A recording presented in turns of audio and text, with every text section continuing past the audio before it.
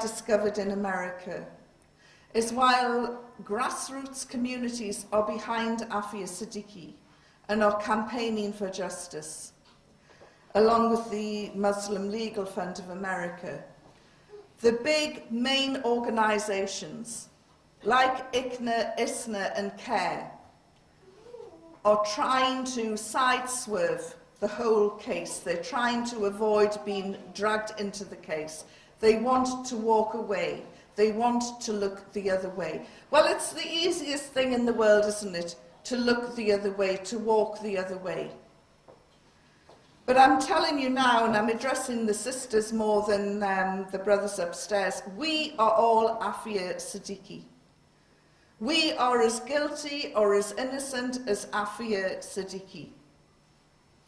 Let me tell you something else about the sister. As I said, I was talking to her brother, and he said, you know, there has been a Hafiz in our family for centuries. It's a tradition that goes back so many years we can't even tell you when it began. But for centuries, there have always been a Hafiz in each generation of our family. And Afia was our Hafiz. And he said not only could she recite the Quran, she knew and understood fully the context and the words that she was reciting. And he said, if Afia doesn't come out, we don't know who will hand this tradition down in the family and continue this tradition. Afia is guilty of nothing more than piety. Everything that I hear about the sister leaves me full of admiration. I spoke to her brother's non-Muslim neighbours who met Afia in Texas, who came to know her very well. And they said that she was the most loving, giving, family-orientated person.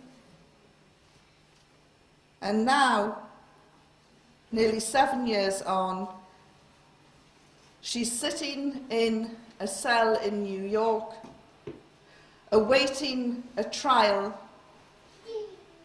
that is more Mickey Mouse than Disney. It really is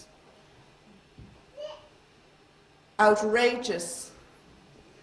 The prosecution are scrambling around. What I also know is that there are some seriously worried people in the White House administration over this case because 2 of Afia's 3 children are still missing. 2 of those children are American citizens. Now, George Bush said that the rules of the game had changed, and we have since heard of horrendous tales of people being kidnapped, renditioned and tortured. I don't think the American people would put up with the idea of American citizens, of American children being kidnapped and abused. This scandal has the potential of being a bigger scandal than Abu Ghraib for the Americans, and they know it, and they are worried.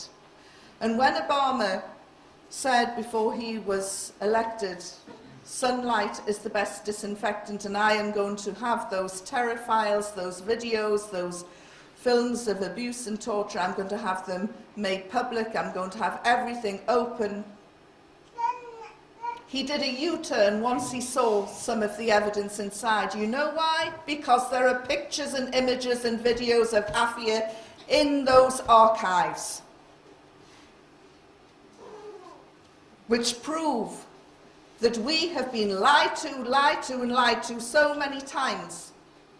The ambassador in Islamabad is being specially briefed about Afia's case because she knows how volatile this whole thing could be. When the whole business of Quranic abuse surfaced and people marched and campaigned and demonstrated, it was the people of Pakistan who led the way.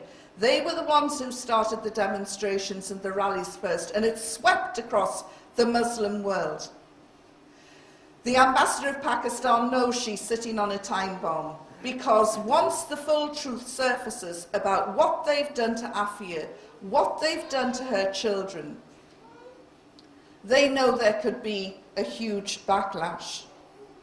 In many ways, I think that they just want the whole thing to go away, and they're dithering and they're just not sure how to handle it.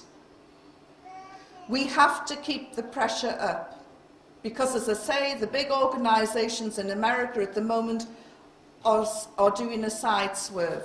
What is interesting is that fatwas are now being issued by some very senior clerics in Pakistan, and we've also heard from Saudi as well, that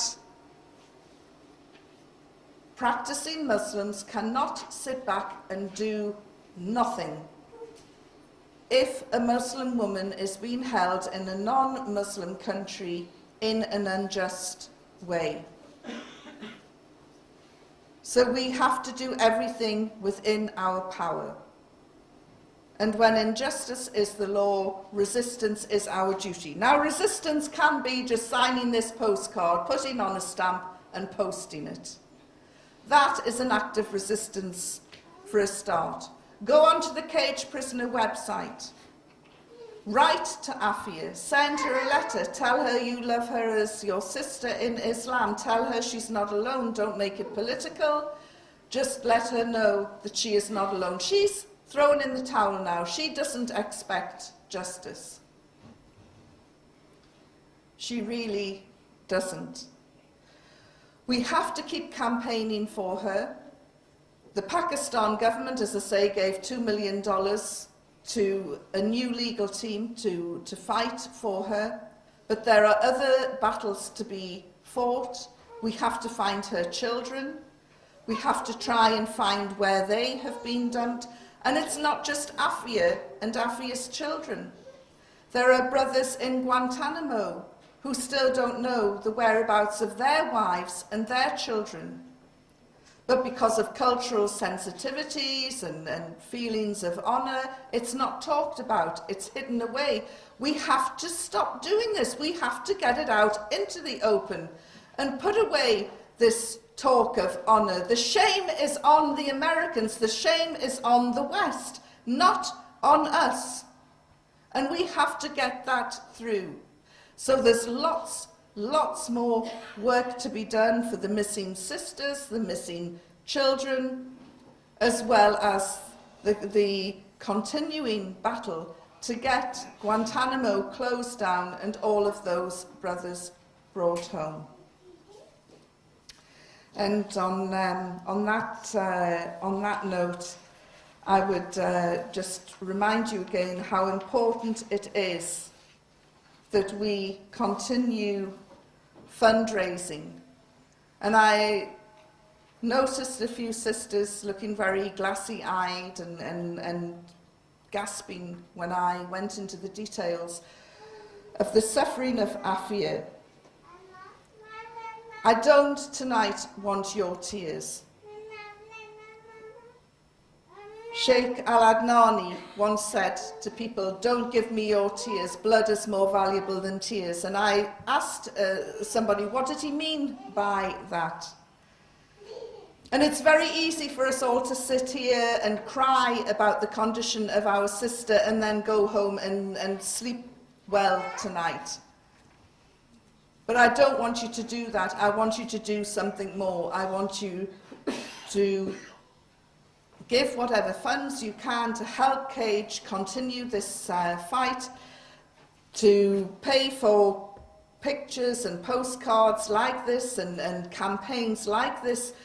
We've already got the judge to change the strip searching with the legal team. We now want it to stop completely. If he did that, after 200-300 postcards from Britain. What is he going to do when he gets thousands of these? And by the way, this picture of Afia, a lot of people think this picture was taken after she was shot.